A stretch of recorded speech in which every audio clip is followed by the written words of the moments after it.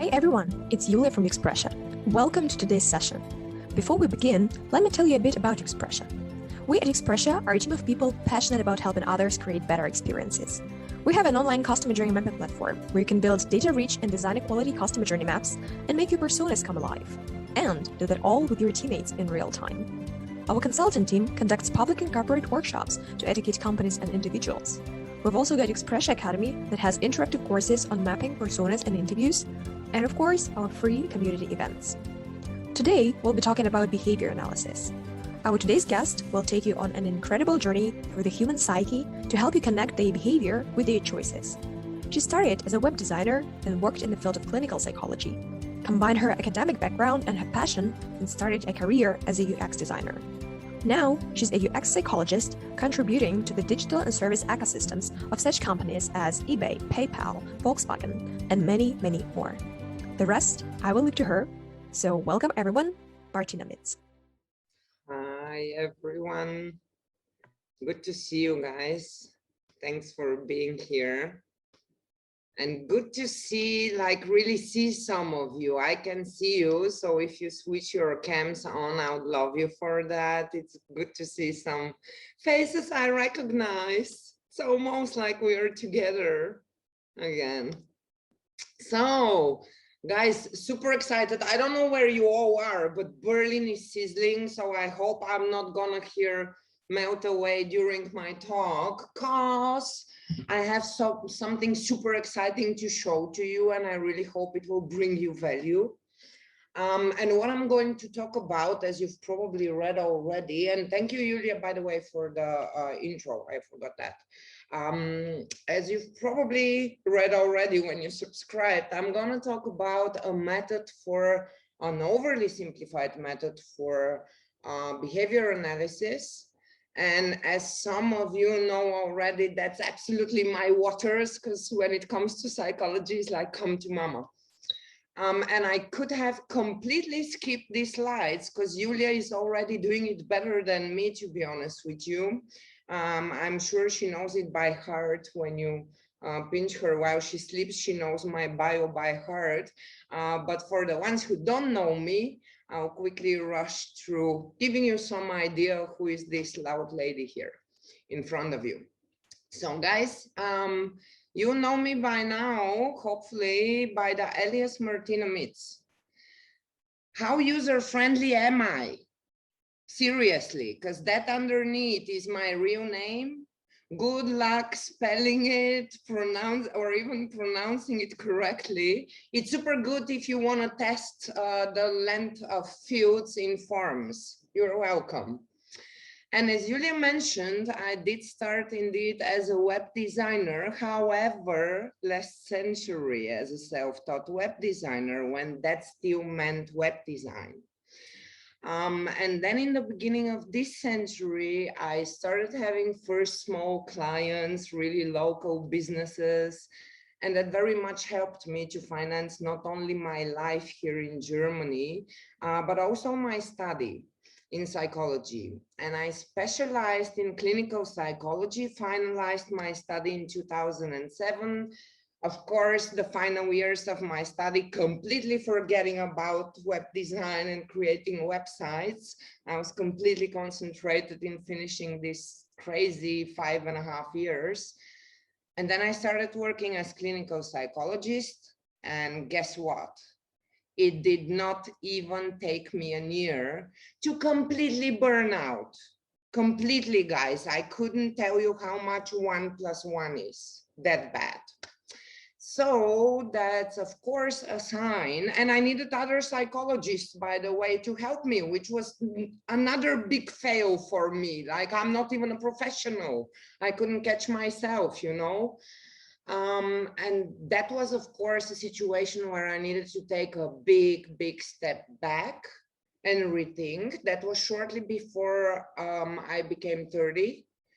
And I had to really consider, what am I going to do the next 30, 40, 50, whatever years in my life? I can't continue like that. So I needed to be reminded I'm serious. That's how blocked my brain was. My mom needed to remind me by asking me the question, hey, what was with web design? You were so passionate about it. And I was like, right, mom, there was such a thing. And true, I really enjoyed that. It was my passion. However, guys, when I returned to web design a few years later, I was like, oh my gosh, no, these guys are coding. Web designers meant people who are coding at least the front end. And I was like, I'm code allergic, I can't do that. So again, it was like, okay, what do you do as a psychologist in the design field? So I started by doing internships and then starting very, very junior positions in the first user-centered design agency here in Berlin. And that helped me very quickly clarify that I'm not this designer who creates beautiful things, who creates art. I'm the designer who solves problems. So design as problem solving.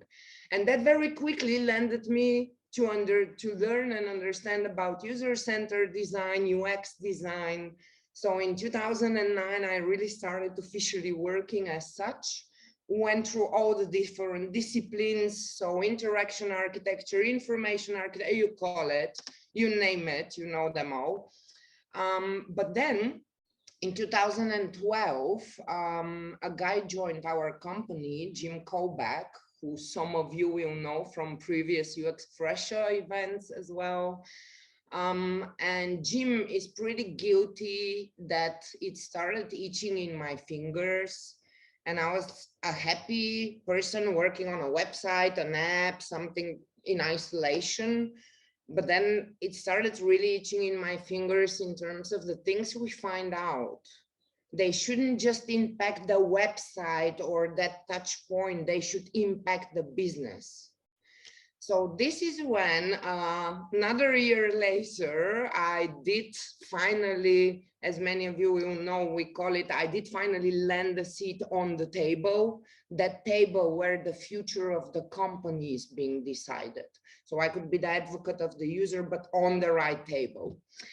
However, it took me another couple of years. So guys, as psychologists, I always felt like there are these great designers around me and I'm just a psychologist. It's like, and I sometimes talk about crazy abstract stuff and my colleagues are like, oh, this crazy lady is going again.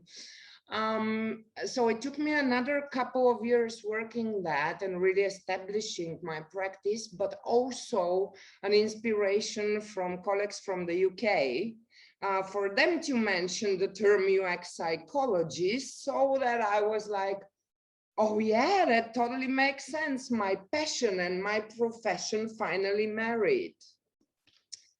And if some of you are still a little bit like, well, what is she doing as a UX psychologist? I can put it very simply, guys. This is how I explain it to people who don't know what we are doing. I pretty much help companies, sometimes also individuals, understand, but really understand and uncover what their customers or potential customers, users really want. Not just what they say they want, but what lies underneath. And that I'm hoping to bring closer to you today and bring you some value by extracting one of the methods that I use for that. But the plan for the next, hopefully 40 minutes, your expression knows I'm not the best with timing, so there is no one after me. But the plan is pretty much, guys, to not straight jump into the method and its applications, but to first talk a tiny bit, just clarify when we talk about psychology, what exactly do we mean? And then to look at how psychologists understand behavior. So to kind of establish a common fundament that we know we are talking and thinking about the same thing and have the same understanding. Then I'm going to show you the behavior theory from which that method that's used in psychotherapy results from. which together with a colleague of mine, we simplified for our uses outside of clinical psychology. And then, so to create kind of the understanding how that's come to be a method.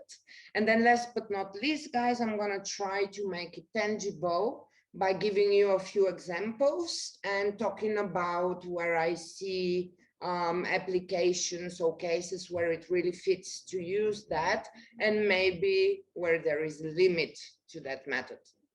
So I hope it sounds like a plan and you're with me. Because as I mentioned, of course, we start with psychology. That's kind of the source, not of all evil, but of all great knowledge that we have. So I'm completely biased, guys. I'm a super freak fan of psychology. And that sign that you saw, that you now see here on top, is the Greek letter Xi, psi, in English, and that's the sign for psychology. So in English without the P.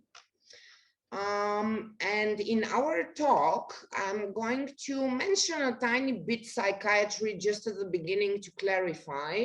I'm gonna talk also a little bit here and there about psychoanalysis, just mention it, but more so I'm gonna talk about psychotherapy. And I'm doing this on purpose. I know, guys, you're like, wait, what?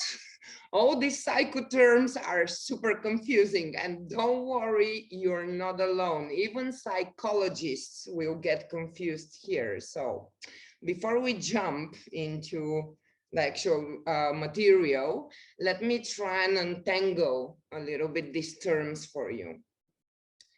We do have two very different experts. On the one hand, we have the psychiatrist. On the other hand, we have the psychologist. And these two, that's the most common misusage of these two terms. They're used so interchangeably, but these two experts are so different. So while on the one hand, the psychiatrist is really interested into the body, into all physiological processes, what your organs do, how your body reacts, all these tangible processes that we can measure very reliably, we can all observe and measure and capture very reliably. On the other hand, psychologists are solely interested, if at all, on the brain as a single organ, what happens in the brain and how it affects the rest of the body. So here on that side, on the psychology side, we'll have many intangible processes that we need other channels to access and not direct capture or direct measure. And these two experts, guys, are very, very different because they study very, very different things. While the psychiatrist, on the one hand, studies medicine, so the whole biology, all the different organs, how species evolve, how do different substances work on our organs, really this physiological package that we bring. On the other hand, the psychologist, these more intangible processes means how does an individual develop?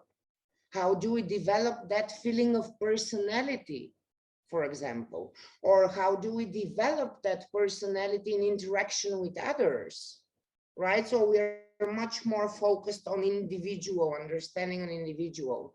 And as I mentioned, the only organ that we'll study, and not all psychologists go through that, is really brain anatomy, because a lot of these processes come from the brain.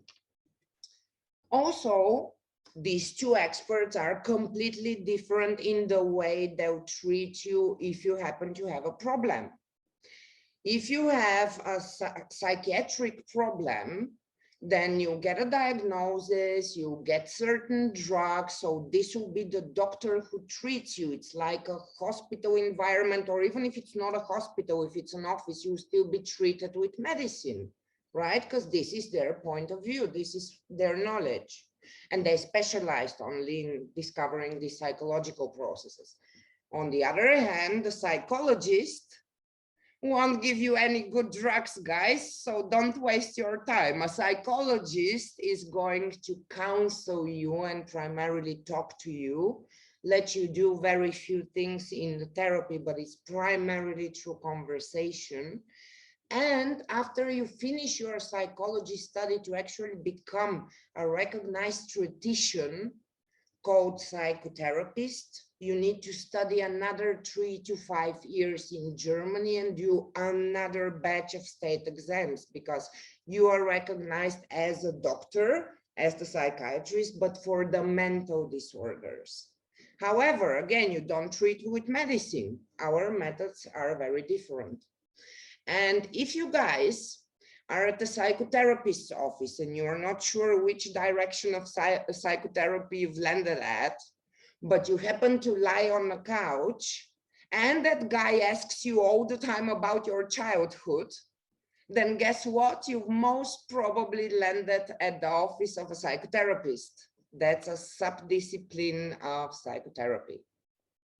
All right, so I hope now all that madness is a bit more clear with the psychoterms. And now that you guys know exactly what I'm talking about, let me tell you that if not all, then at least the majority of psychologists, and I'm sure some of you can confirm here, thanks to Freud, actually, we are very, very aware, and we perceive humans a little bit as that metaphor from the iceberg that you've all seen. So we are very aware that there are two levels, the conscious and the subconscious level, and that only a tiny fraction is what we actually come to realize and see on that surface that's more tangible.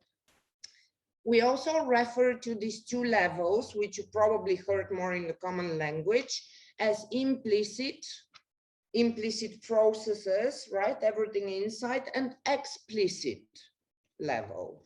Or if you guys read a book that I highly recommend, Thinking Fast and Slow by Daniel Kahneman, then you'll be very familiar with the terms system 1 thinking, the automated processes, and system 2 thinking, the rational thinking, the one that needs much more effort, takes much more effort to activate. Now, because of this differentiation that we make when we look at humans, we also come to two very different views when we try to explain and discover and research behaviors. The predominant view, which a lot of physicians, so guys, doctors, actually medics, started already at the end of the 19th century, is the behaviorist model. So these guys really concentrated on this external level where you could measure a heartbeat, you could watch someone scratch their nose, and then everybody else will see that. So very, very tangible information, right? Everything that's on the surface. And these guys explained behaviors, explained the whole process as in some stimulus, some spark comes, whether from the outside or somewhere internally, and it starts a process. Now that activation goes through something like a black box. We don't really understand it. We can't touch there. And then ultimately on the surface, we get responses from that process. And these are the behaviors that behaviorists concentrate on. So really this final tangible part. However, in the middle of last century, something happened, which in psychology was called the cognitive revolution. And this is where this guy said, no, this black box thingy is not really for us. We need to find ways to access that reliably. So the revolutionary moment was actually that they started through immense research, finding reliable ways to access not only what's on the surface, but to include in that category of behaviors, to include also these mental processes. So what was the black box before for the behaviorists?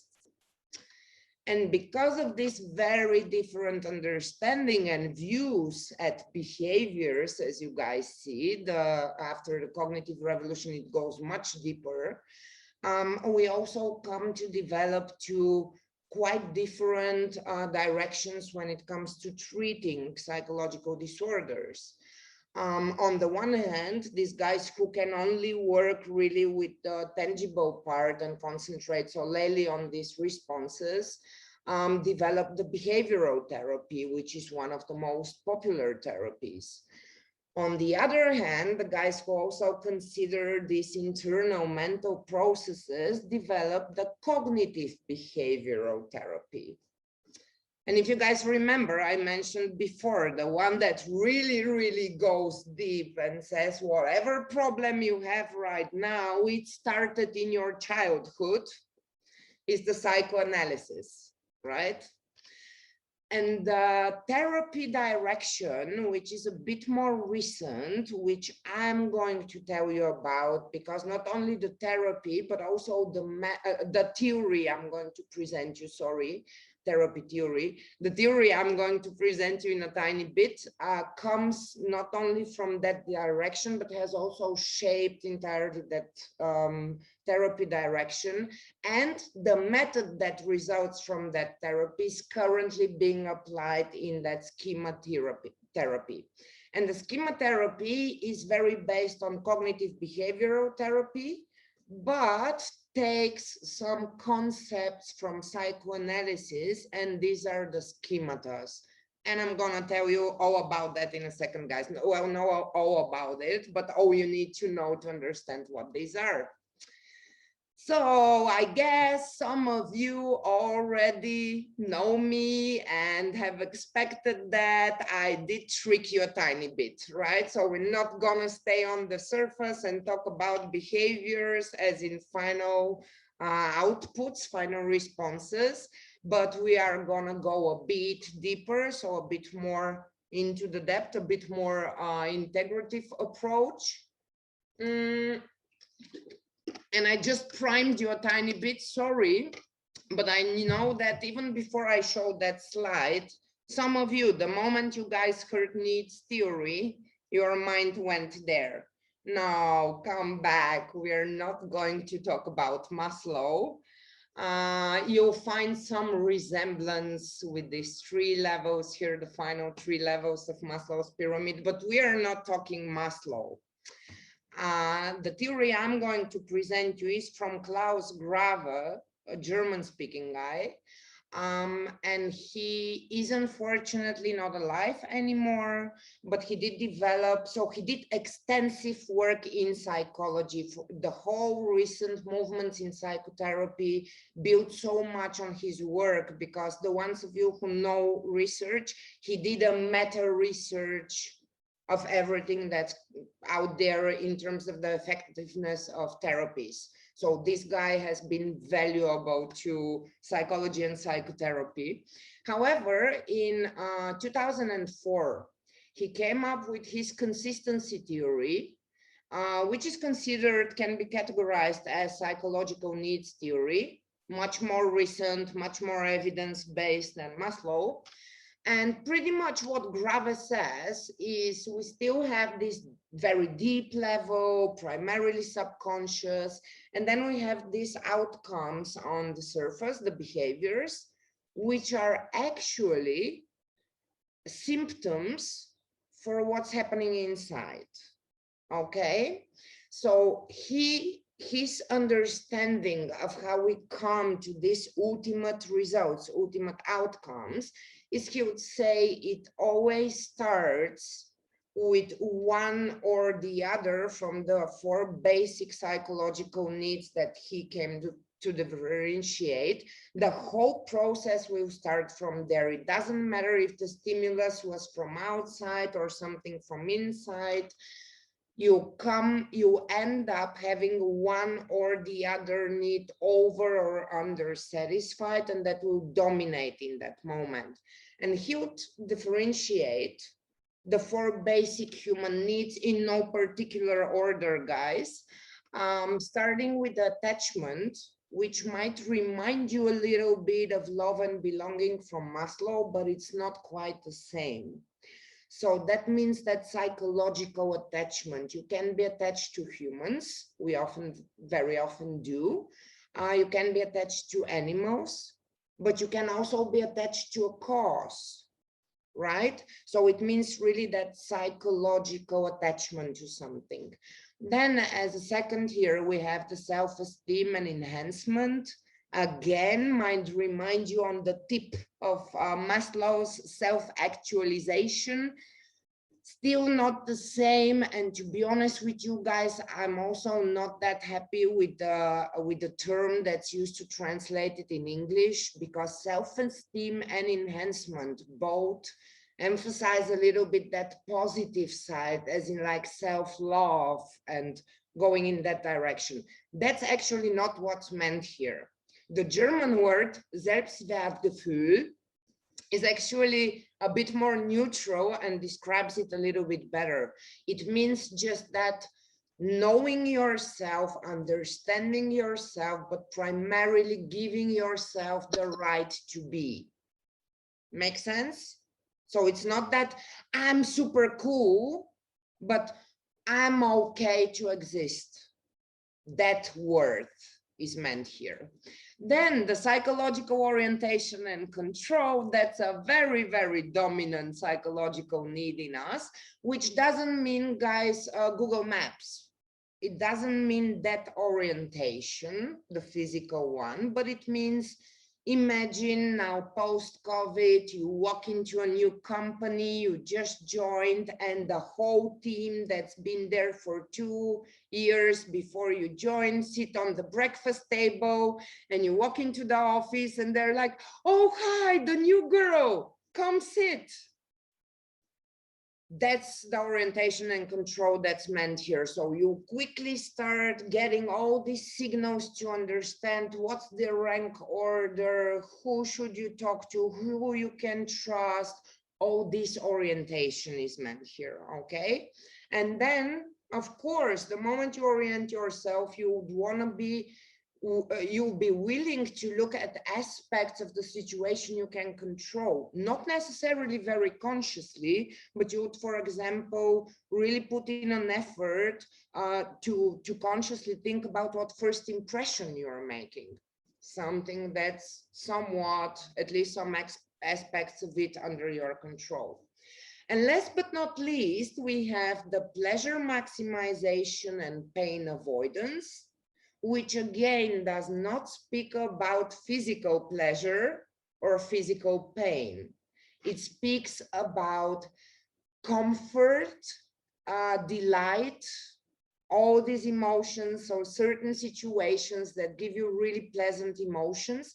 You try to get more out of these situations. This is the principle how we get addicted, for example.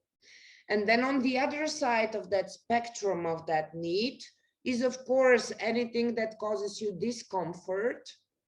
You try as much as possible, a lot of it subconsciously, you try to avoid as much as possible. It's normal. It's not easy to step out of our comfort zones, right? So whatever stimulus comes in, whatever the impulse comes from, one of these 4 psychological needs will dominate in that millisecond. And what it will do is, you can pretty much imagine it, it will activate a super tiny human that runs in the biggest library that you can ever imagine, and looks through these countless cupboards with folders inside. However, the library is a bit Harry Potter library because it's flexible. So the cupboards and the files that you come to use most or most recently will be more on the foreground. So that human that runs to look for the relevant folders, that fit that impulse, We'll pick the ones that are, again, that you used latest or the most, okay? And these folders, you can imagine them as folders. This is where the schemata term comes from. They're called motivational schemata. And the idea here is that you acquire them really from early on over your life. You build all these different scripts about different situations, different things, different people, everything that you come to encounter. So now that the relevant folder, or what the tiny subconscious human deems the most relevant for that situation, is picked up, that folder.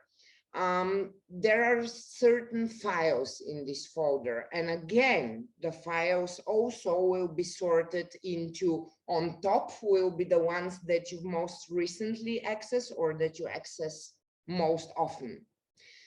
And now that tiny human, with you slowly, the big human in the process, but very slowly, will come to pick one of these files being more or less, guys, you can imagine them as behavior manuals.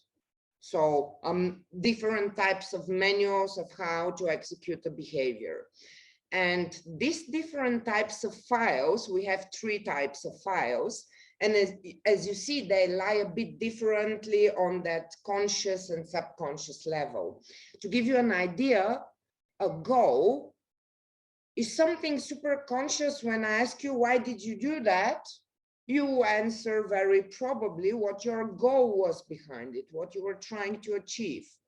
Now it gets trickier if I ask you, what was your biggest life plan?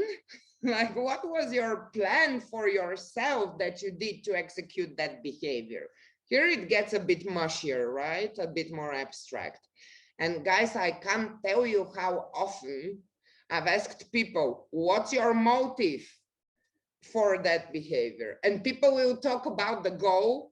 And I'm like, no, what does it bring you emotionally? And they'll still talk about the pragmatic side because it's really abstract for most of us.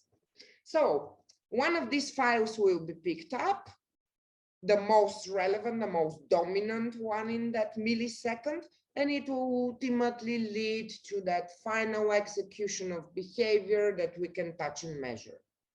Okay? You're with me so far? I know it's a bit abstract. Remember, at the end, we're going to make it a bit more tangible. And it's not even all the complexity yet, guys. It gets worse. Super simplified, now that you know that theory. So everything starts from some psychological need, motivational schemata, some of the files, goal, plan, or motive, leads to ultimate behavior execution. Now, a super simple way to put behavior analysis will be, we just go backwards, right? So we look at a behavior and step by step, we go into the depth. I know that sounds overly simplified now, so let me break it down for you. And as I mentioned before, that's really one tiny bit of that tremendous work that Klaus Grawe has contributed for psychology and especially psychotherapy and all the developments in recent years. So Klaus Grawe, when he was still alive in his final years, got together with a colleague of his, Franz Caspar. I'm totally Gestalt psychologist, totally somewhere else. So I'm so good with names as well. So he got together with Franz Caspar, who is still alive. And if I'm not wrong, they worked in a Swiss university where they developed that method that is really sophisticated. And when you study psychotherapy, you have these state exams, but before you are allowed to start your internship and actually work with people, you have interim state exams. And one of the methods they ask behavioral therapists, at least in Germany, in some of the institutes, ask them at the exam is exactly that plan analysis.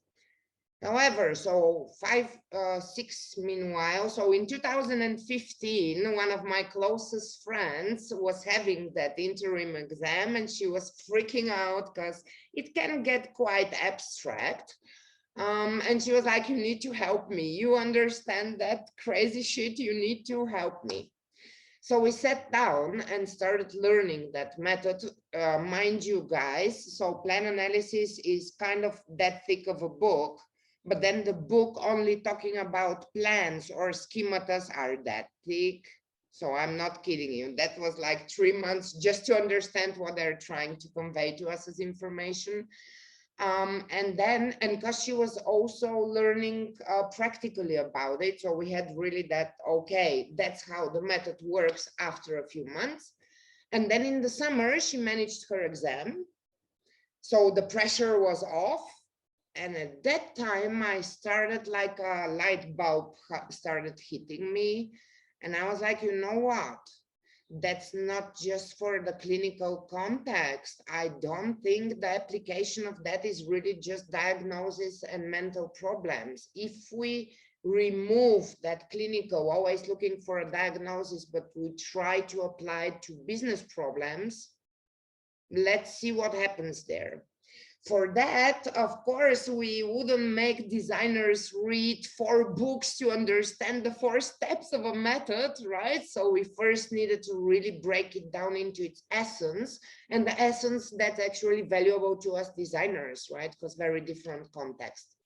So what this friend and I did is pretty much to really, it's many more steps, and usually the psychotherapist will do it with their client in many sessions, and we'll have a supervisor with whom they double check.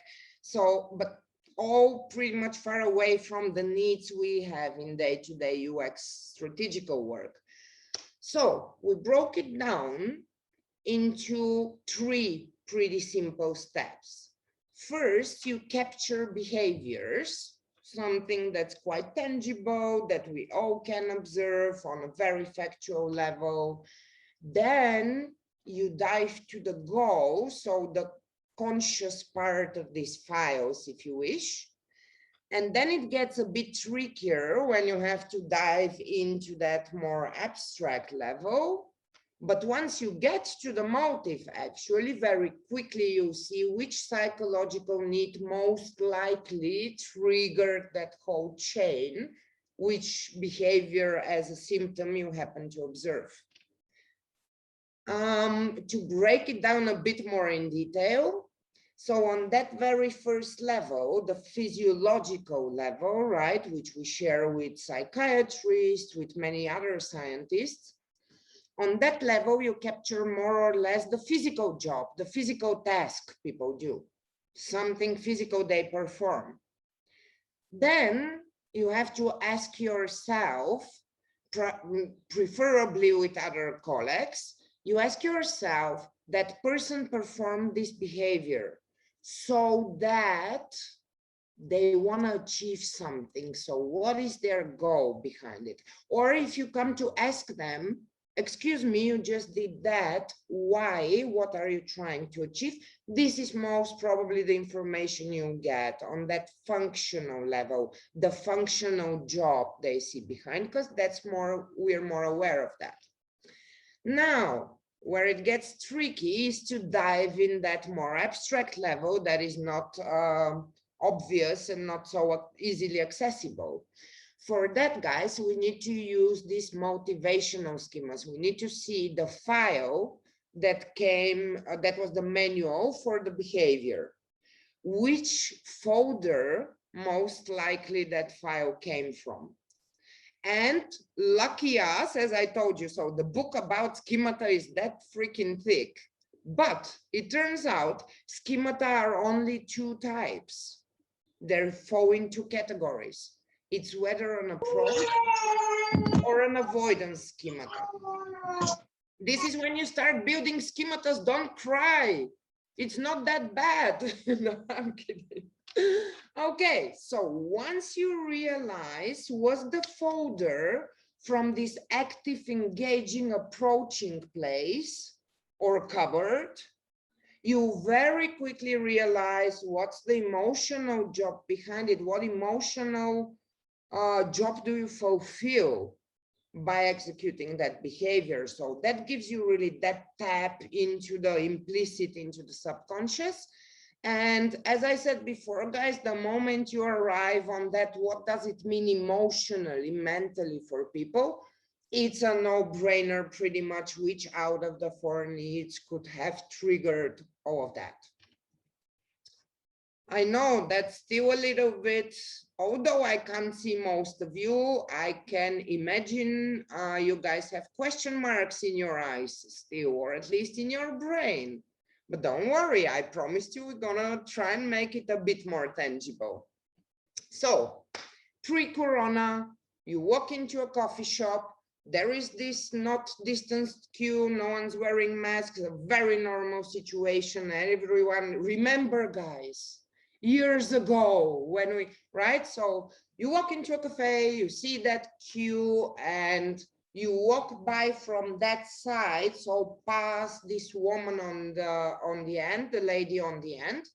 And now what you see by walking by past her and walking into the cafe, what you see as behavior from her side is she's on her phone and she does that. You see, she's on Facebook. She's kind of my age. We're a bit more old school, so our friends are on Facebook. So you see, she's scrolling through Facebook, and she's like that, and she clicks, and she looks a tiny bit if it's her turn, but she continues and engages pretty much with what she does there. Okay? So the behavior we have, very, very factual. The lady watches her phone, right? And now you start that interpretation path, but here, guys, very important, you stay as realistic as possible. You don't go wild in fantasy, but really what's the most probable from all these cues of behaviors that you saw? When we ask the lady, excuse me, why are you browsing on Facebook and almost kind of missing your turn? What would she most likely say? Oh, I'm checking my friends, checking what my friends are doing on Facebook or my social network, right? So again, on the factual level, that means for us that she's somehow trying to stay up to date. She's engaging on her social network. Now, where it gets tricky, if you remember, we need to rate that situation. So was that an active engagement with whatever she's doing? Or was she actually psychologically, in her psyche, disjoining, running away from that situation? In our case, she was very much engaged, right? She almost misses her turn because it's so interesting in Facebook. And once you guys see, is it approach or avoidance, you can very easily also see, okay, she watches her phone, tries to stay up to date. It's an active approach. She's engaging with it. What does it bring her emotionally? It gives her that feeling to catch up with her friends, even though it's just passively. So she feels a bit closer to her friends. And I'm sure the ones of you who remember the 4 basic needs are already, yeah, I heard something like that. There was something like that. Of course, it speaks only for attachment in this case. However, I told you it's not that easy, right? Because you could have walked past her, and what you could have done is,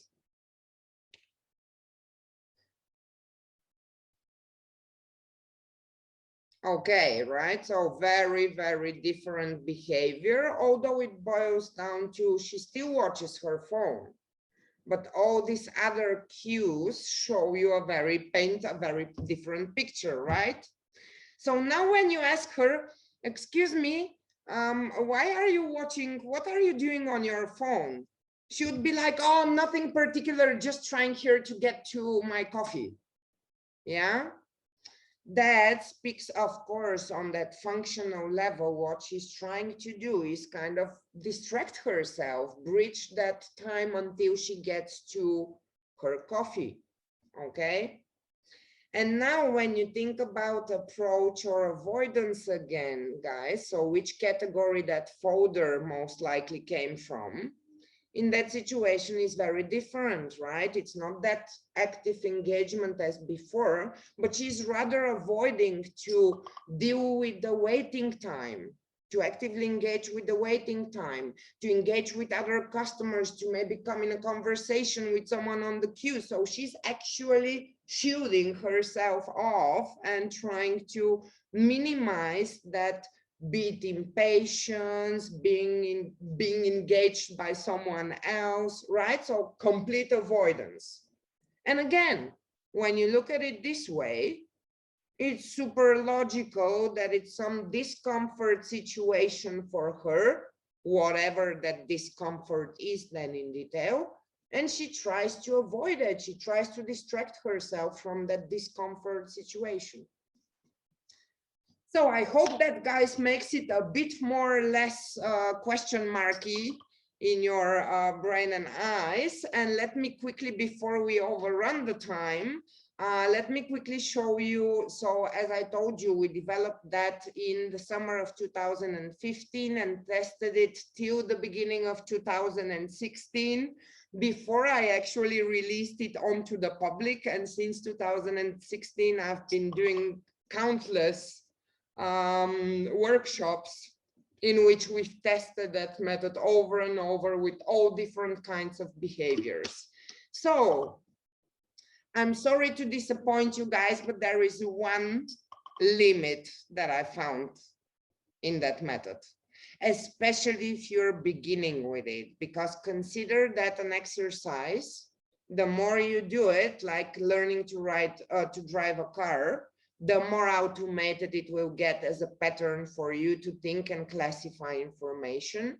So especially when you're beginning with that method, or unless you are in a psychotherapy, or you have a friend who really keeps you in check and makes you reflect about yourself. So unless you're very trained in some sort of self-reflection, or you have that support system, it doesn't work on yourselves. It just doesn't, because you are so much in your skin that it's really super hard to get out and be objective about yourself. You swayed in that path in some own interpretations rather than looking objectively at it. However, that method, guys, is the best thing I found so far that helps when a client comes to you with a very early concept of an idea and says, there is nothing like that out there on the market. We're going to be the first ones, but we have no idea what we're going to look like or how we're going to function. Can you help us, Martina? This is where I'm like, okay, come to mama. Because so call it foundational research, early research, explorative research, people refer to it as with different terms. When you start that very early, you can't learn from much else. What you're trying to do is actually uncover people's mental models. And the ones of you who know me, I always go for a map. There is always a map for any information. So in that case, I'll try to uncover how people perceive the world in a particular context, how they see themselves in the world, how everything works in their head.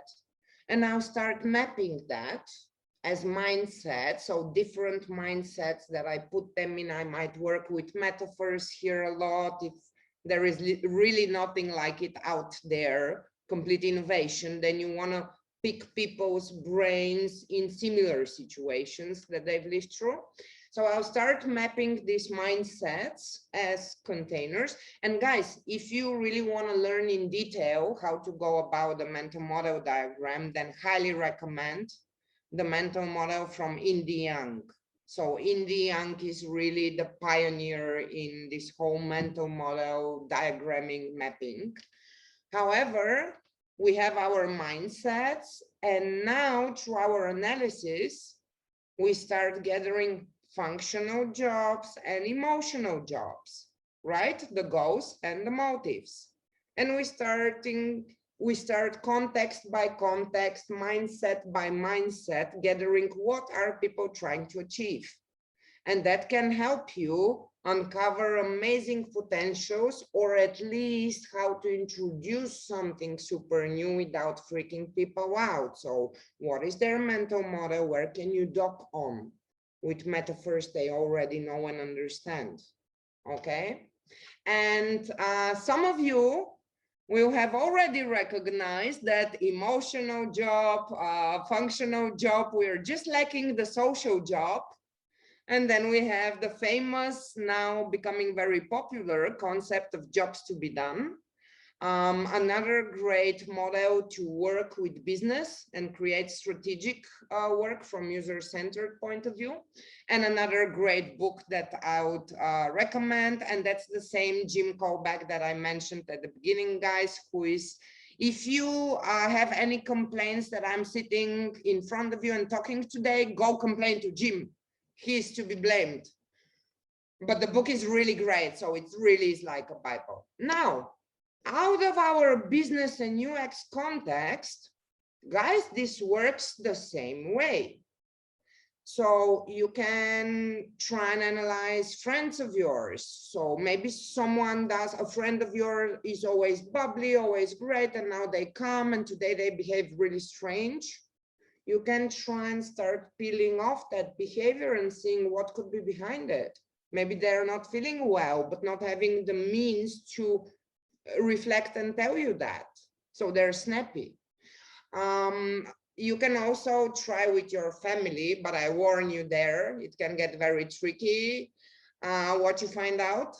And of course with colleagues as well, right? So if you have a conflict with a colleague of yours and you don't know how to continue, and that colleague annoys you every time you see them and you see them do something, maybe try and get underneath what they're doing and what needs they actually have. So if you satisfy them, maybe you won't be that much of annoying each other.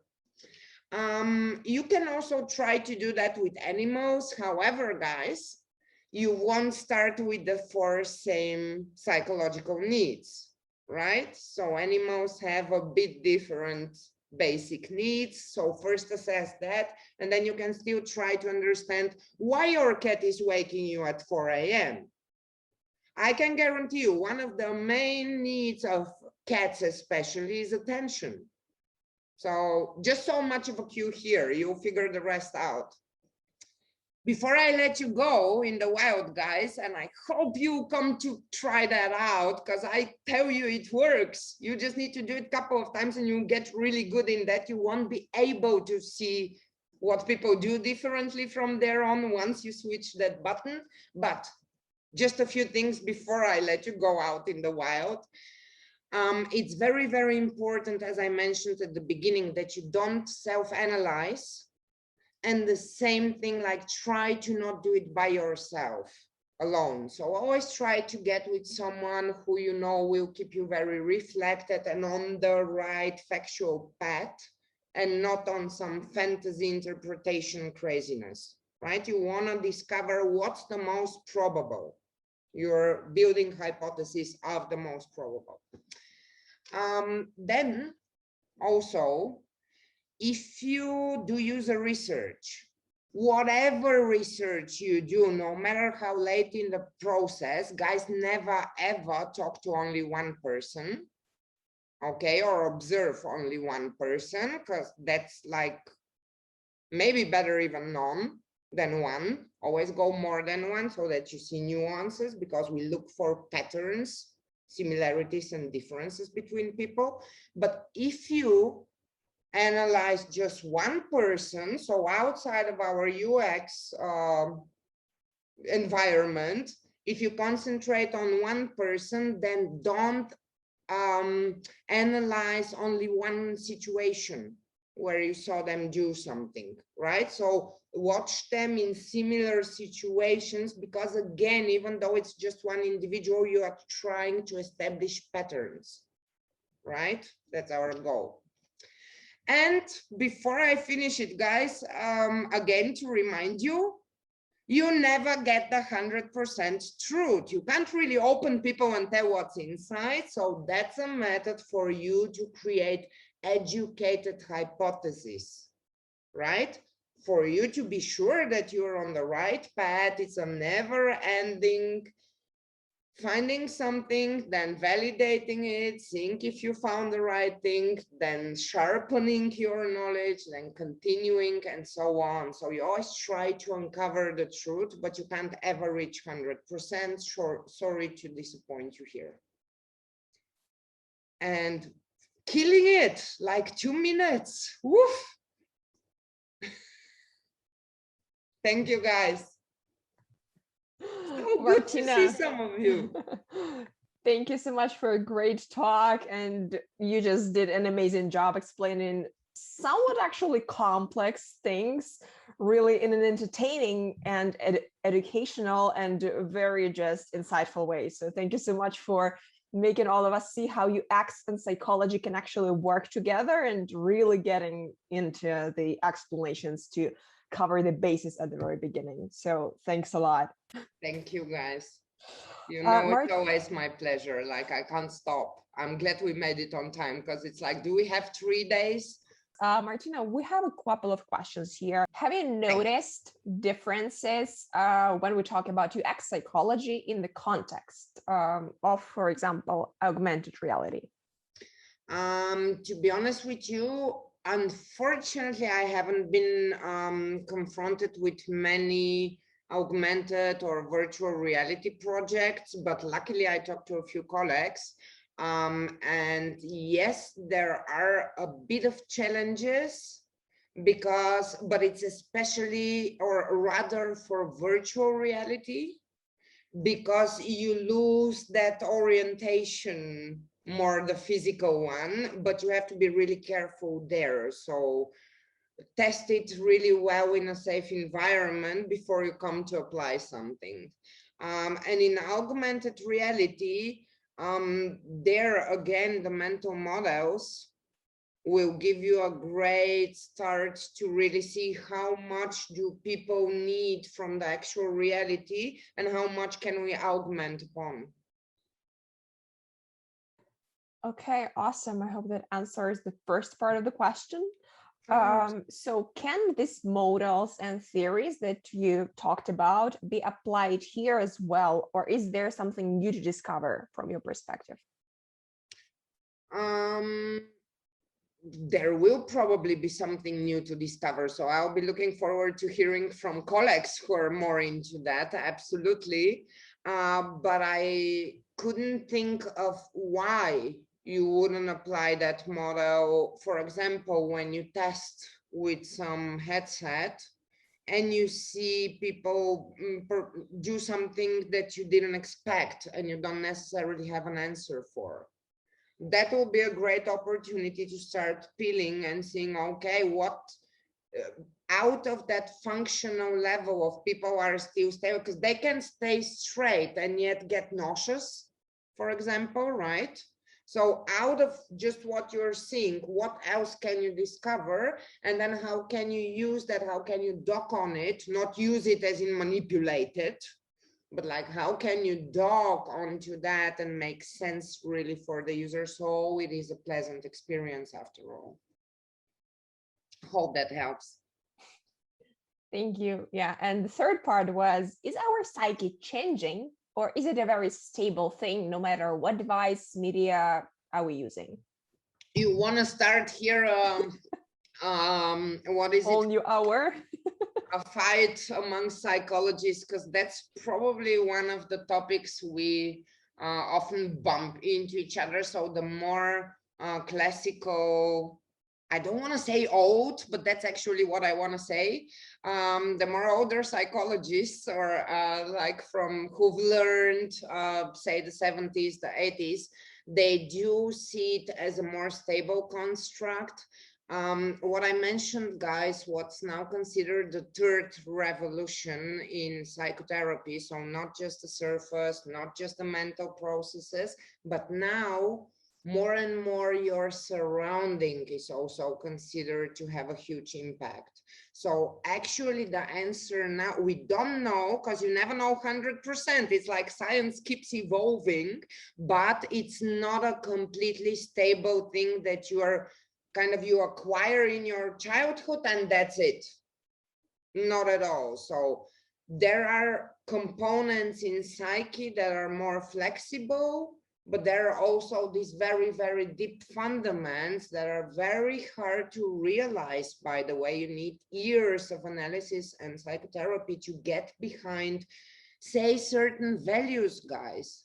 Now, all this debate with the woman's role and male roles and all this gender in the society, right? All this goes back to what wrong values and schemas we've acquired over time, right? Great, thank you. Okay, and we have another question from Tommy here. Back to the example that you showed us before with the woman just going through her phone, Facebook or something. What if the woman is going through work emails? What kind of emotional need is there in this case? Well, again, it depends on the contextual additional information you get. So you walk by and you see she's on the calendar, but actually she's just swiping around and it appears like a secondary behavior because her attention seems to be like, when is it finally my turn? So however, if it's the calendar and she engages with that, then here, instead of the attachment, you might very well be having someone who exercises orientation and control. So maybe her afternoon is going to be quite hectic and she's trying to mentally prepare for that already, to set herself of what's coming. So therefore, you need other people at the beginning. You need different cases, because as I said, it really is an exercise. The more you do it, it becomes like riding a bike. You won't be able to not think about the emotional impact of something you hear or see.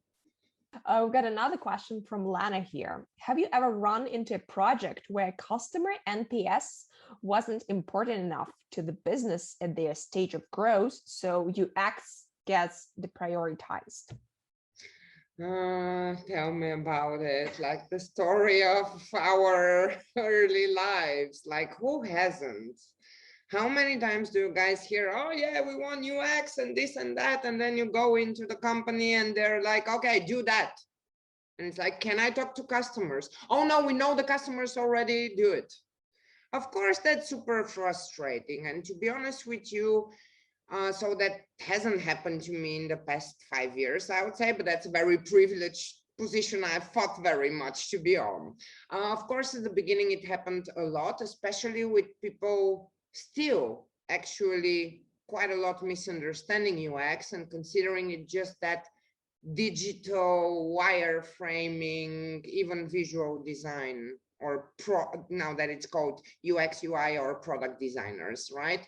So that misunderstanding that still contribute to a lot of people not investing into understanding their customers. What I would do at the beginning is, after my work on the weekend, I would invest this time, guys, because it was for my own sanity. I've come to be so used to take decisions upon data, upon things that I've actually heard and not my assumptions or anyone's assumptions, that I wouldn't feel confident coming up with something without having at least on the side checked like very dirty research, right? I'll call 5 friends and be like, wait, you are buying a house, tell me what's happening there, because that's my new project, let's say. But I would always try to do it on the side. And then after a while, when you become consultant, as I am, a lot of people will get some value from you and then leave you on the side and it feels a bit like you've been used and thrown away. And did you even achieve real user centricity? But it helps them at least to act very user-centered, because that's the fundament we create, that understanding, deep understanding of the user. So it helps them to at least go on that speed for that user-centered mindset for another year or two. And then if it's really stuck with them, if they really used it and it's made sense for them, honestly, guys, a year, 2, even 5 years later, a client has called me and said, Martina, we're on a dead end again. Users are strange there and we can't get it, and we know you will get it. So please come and do research again. We need to update. Something's happening. And now with Corona, right? So much to psyche doesn't change, guys. How it's changed in a year, right? That even looking at that coffee queue example, doesn't it feel strange? When you saw the picture at the beginning, doesn't it feel awkward? So much true, psyche and mental models don't change.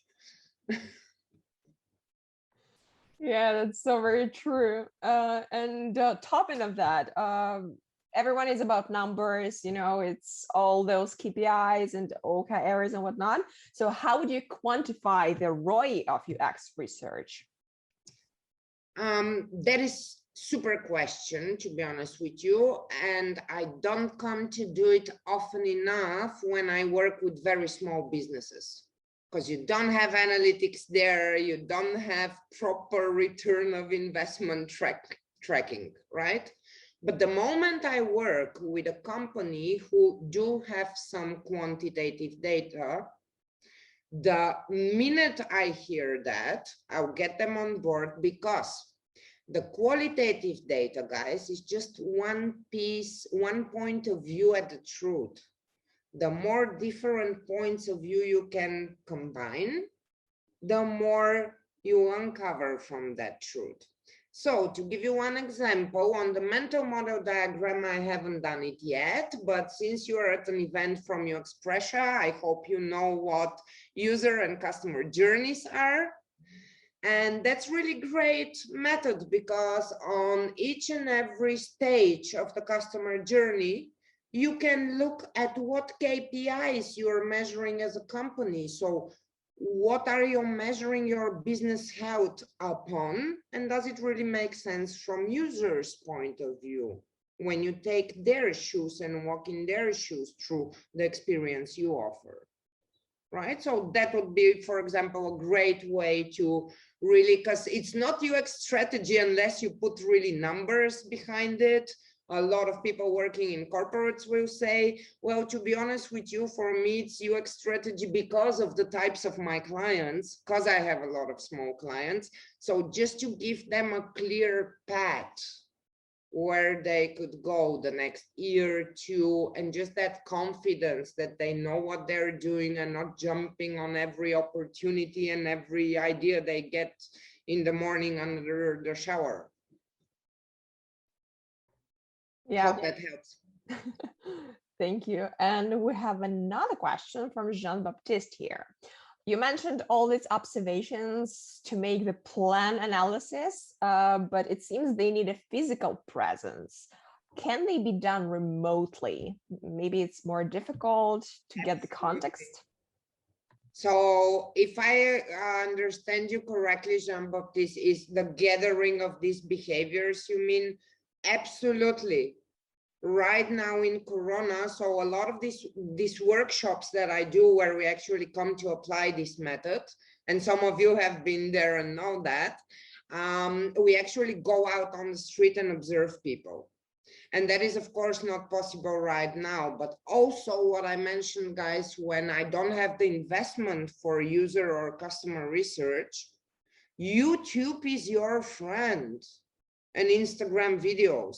It's like incredible how much people record of their lives, and it's just raw data. They just walk you through their world, and you can learn so much from there. Of course, with caution, because it's certain, you have the attitude there as in certain presentation, right? So you need to take that in consideration, but data is everywhere. Like I can't tell you when I fly on a plane or I ride a bus, I always try to sit on the back, and then there is this whole user research group in front of me. It's amazing. So yeah, you can learn from everywhere where you know, or you can filter how much of the information is authentic, because that's what you're trying to deal with, right? Not just some fantasy world advertising. But hey, the information online has doubled, tripled, bazillion, nickeled. It's just mad how much you find really good, authentic information, diary studies for free online. It's amazing. Great, Jean-Baptiste. I hope that gives you more ways to research. So we have another question from Delaney here. How do you design for the exception without making the exception the main focus? I'm not sure if I processed that question correctly.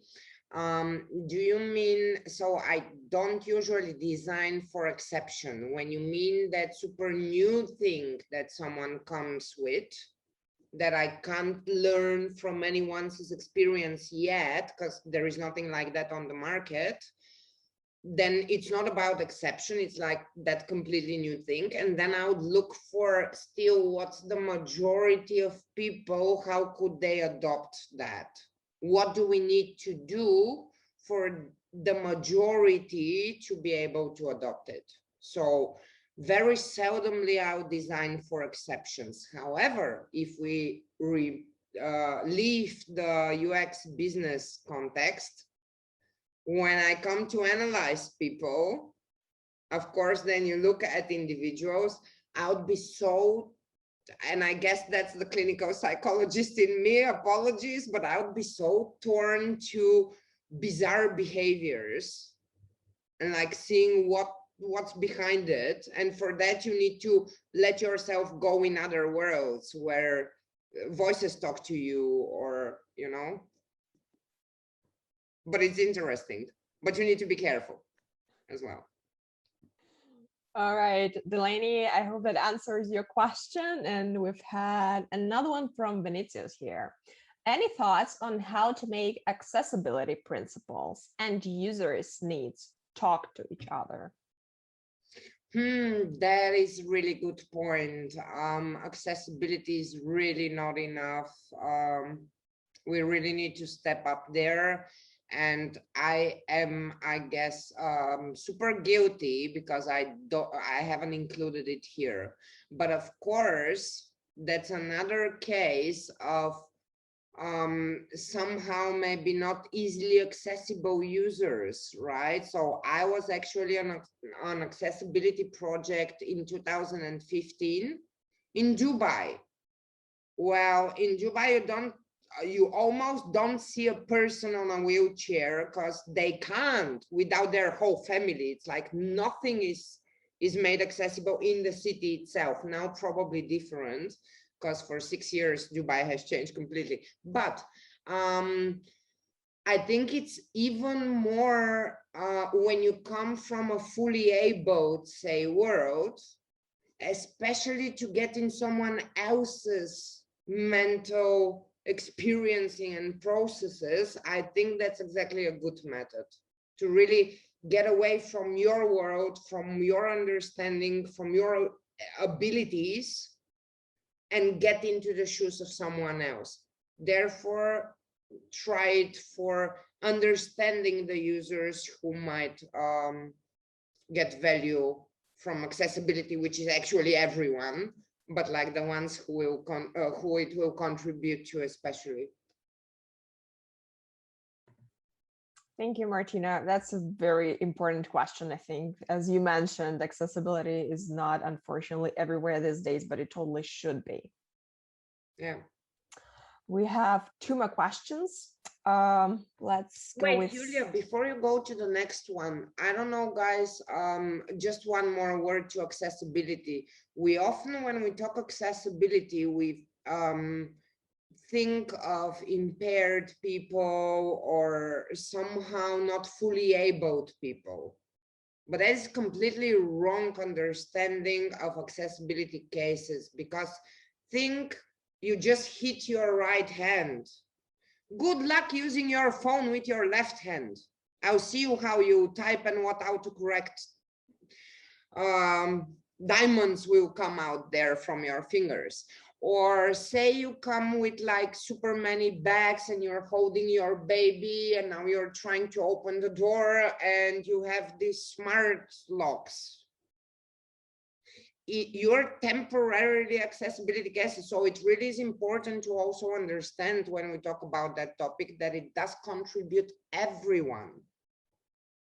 And that's why it's a shame that it's not on the forefront of initiatives for most companies. But it's changing. Let's not be that dark. It's actually changing. We are talking much more about it than 9-10 years ago. Yeah, that's actually a very good point, because usually when you talk about accessibility, the first thing that comes to mind is not what you just mentioned. Yeah. Okay, we have a question from Setru here. How do you measure emotional job objectively and avoid misinterpretation in your analysis? That's a good one. Of course, with time, when you get really good in that, you get more confidence into your interpretation. At the beginning, get with others together. Others help keep you in check.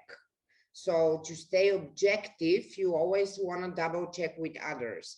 And if these others are people who are uncomfortable for you, as in not bullies or something like that, but people who really make you think about yourself and reflect yourself, these are the people you want to get on board and actually analyze together with them, because then you objectify each other. That's the idea, that everyone won't be that super biased from their world, but together you kind of keep yourselves in check to not go crazy, but really stay on to the informed, most probable path. That's what we are always fighting for. Find the most probable and then validate that it's the most probable, and then continue discovering, continue validating, as I said before. Thank you, Martina. And to end it on a really high note, there is a question from Lana here. 2 questions in one, let's say. What would you recommend as first steps to get into consultancy work? And when do you finally feel you reached that level of expertise and credibility that getting new projects went smoothly? That's a good one. So to the first part, and you have to repeat the second part, Julia, because my brain is already gone. To the first part, I would say you need to gather experience, guys. You need to, the moment you learn that method, go out and try it in at least 10 situations, and then please compare the 10th time how hard it was for you compared to the first time. It really is important that the moment you acquire some knowledge, you go out and reality check it. And that's this experience that you get over time. So don't be afraid of workshops. Don't be afraid of trying anything out, because that gives you that experience to, for example, to know in a situation that starts going wrong, to have that confidence and be able to improvise and still save the situation and extract some value. Also, the other thing, and I think that was the second half of the question, if not, Julia, correct me. But also, you very often have that when you work alongside someone and they kind of give you a direction, you know super well what to do. And now someone comes and gives you a super complex project, and it's like, oh, fuck, where do I even start? Like, And there is that inevitable chaos phase in the design as in problem solving process. So this is very important. Again, going back to that experience, you want to have some experience behind your back so that you don't faint in the first a bit crazy situation, but you know actually how to come out of it, what to expect, where are the tricks, like what kind of people, when you work with different people, you also start seeing like what works, what doesn't. Yeah, so it's experience, it boils down to experience really. And then when you start feeling like some product owners in your company, others than the one you are working with, start reaching out to you and ask you about to come and do a presentation for them, or someone from the C-level, or companies you've worked before. If you're in an agency and you have different clients, if you see clients reaching out to you and asking for you, these are already slight symptoms that show you might be already experts to start on your own. On the other hand, guys, don't think that there is, as the same with the hypothesis and the truth. Don't think that you ever feel like this ready expert to go out there and smash it. I'm not, I'm sure Jimmy's will say the same thing. You keep on learning. Learning is a lifetime exercise, right? And we live in a fast-paced, pretty much environment. So, but the moment when you feel like really you can handle it by yourself, you know where to go, when others fall into chaos, you know how to bring them back, what's the next step to do, that's a good sign. But then to be taken seriously, let me tell you from firsthand, you don't talk about emotions and stuff like that. You talk KPIs, for example. So you start learning the language for your of your clients and not imposing your truth on them, but you kind of try to get them on board, right? Martina, thank you so much for such a great talk and answering all the questions today. And thank you for watching. I really hope that you will use today's learnings to add more empathy to your current or future projects and just get to know and understand your customers, users, or people around you a bit better. If you want to see more events like this one, make sure to register for the upcoming ones at expressa.eventbrite.com or check the recordings we've got on this channel. Take care, and I will see you around.